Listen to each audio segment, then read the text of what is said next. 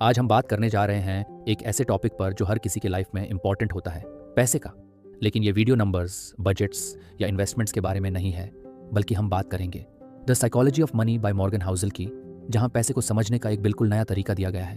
The power of time दोस्तों, पैसे के बारे में सोचते वक्त हम अक्सर ये भूल जाते हैं कि सबसे इंपॉर्टेंट चीज़ होती है टाइम।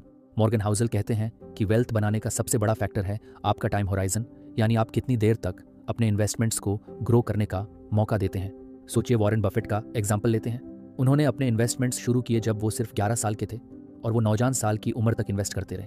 ये उनकी लॉन्ग टर्म इन्वेस्टिंग की वजह से पॉसिबल हो पाया। आपके लिए भी यह ज़रूरी है कि जल्दी शुरू करें और पेशेंस रखें। क्या आपने कभी अपने पैसे को लॉन्ग टर्म के लिए इन्वेस्ट किया है? आपका टाइम होराइजन क्या है? सोचिए और कमेंट्स में शेयर करें। Wealth is what you don't see. Morgan Housel का दूसरा इंपॉर्टेंट पॉइंट यह है कि रियल वेल्थ वो होती है जो आप देख नहीं पाते। अक्सर हम लोगों की फ्लैशी कार्स, बड़े घर या एक्स्ट्रावेगेंट लाइफस्टाइल को देखते हैं, लेकिन जो उन्होंने बचा के रखा है या इन्वेस्टेड है वो हम नहीं देखते। इस बात को समझने के लिए एक सिंपल एग्जांपल लेते हैं। अगर आप किसी को एक लग्जरी कार में देखते हैं तो आप सोचते हैं कि वो बहुत अमीर है, लेकिन हो सकता है कि उन्होंने कार के लिए अपने फ्यूचर सेविंग्स को कॉम्प्रोमाइज़ कर दिया हो। एक्चुअल वेल्थ वो होती है जो आपको फ्रीडम देती है, न कि वो जो आपको लायबिलिटीज़ में फांसा देती है। आपके लिए वेल्थ क्या है? क्या आप अपने खर्चे से ज़्यादा सेव और इन्वेस्ट कर रहे हैं? इस पर सोचिए। द इम्पॉर्टेंस ऑफ सेविंग दोस्तन, सेविंग के इंपॉर्टेंस को हम अक्सर अंडर एस्टिमेट कर देते हैं। मॉर्गन हाउसल कहते हैं कि जितना आप अर्न करते हैं उससे ज़्यादा इंपॉर्टेंट होता है कि आप कितना सेव करते हैं, क्योंकि वेल्थ सिर्फ अर्न करने से नहीं आती, बल्कि उससे बचा कर और ग्रो करके बनाई जाती है। सोचिए, अगर आप हर मंथ अपनी इनकम का 20% सेव करते हैं तो आपके पास इमरजेंसीज के लिए कुशन होगा और आपको फ्यूचर के लिए भी सिक्योरिटी मिलेगी। आपके सेविंग्स आपको फाइनेंशियल फ्रीडम देती हैं। आप कितना सेव करते हैं? क्या आपके मंथली एक्सपेंसेस आपकी सेविंग्स को इम्पैक्ट कर रहे हैं? इस बात पर गौर करें। The role of luck and risk, Morgan Housel कहते हैं कि सक्सेस में लक और रिस्क का बहुत बड़ा रोल होता है। कई बार हम किसी सक्सेसफुल इंसान को देखकर सोचते हैं कि उन्होंने हार्ड वर्क किया होगा, लेकिन अक्सर उनके सफर में लक ने भी एक मेजर रोल प्ले किया होता है। वैसे ही फेलियर का एक पार्ट रिस्क होता है। सोचिए बिल गेट्स का एग्जाम्पल। वो माइक्रोसॉफ्ट के को फाउंडर बने, लेकिन उन्होंने एक परफेक्ट टाइमिंग में अपने बिजनेस को लॉन्च किया। उनके स्कूल में कंप्यूटर्स थे जो उन दिनों में बहुत रारे थे। ये लक का एक फैक्टर था जो उनके सक्सेस में शामिल था। लक और रिस्क के बारे में आप क्या सोचते हैं?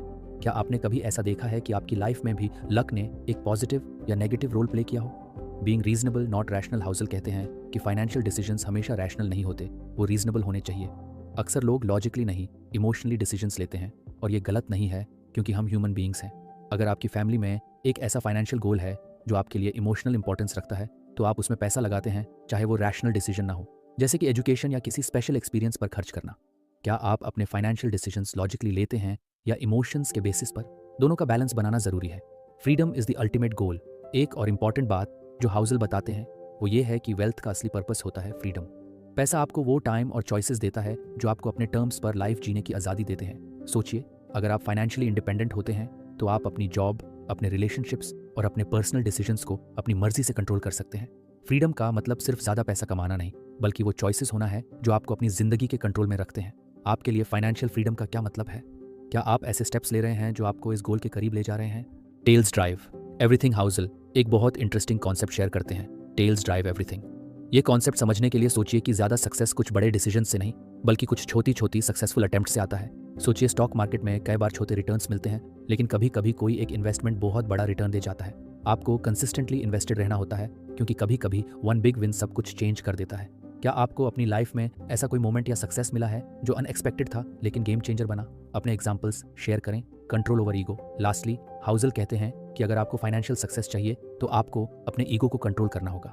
पैसा कमाना एक लॉन्ग टर्म गेम है, और अगर आप ईगो की वजह से इंपल्सिव डिसीजंस लेते हैं तो वो आपके फाइनेंशियल हेल्थ को डैमेज कर सकता है। सोचिए, अगर आप कोई लग्जरी कार या महल खरीदते हैं सिर्फ दूसरों को इंप्रेस करने के लिए, तो वो आपके फाइनेंशियल फ्यूचर को रिस्क में डाल सकता है। वेल्थ एक्यूमुलेट करने के लिए सबसे पहले आपको अपने डिजायर्स और ईगो को कंट्रोल करना सीखना होगा।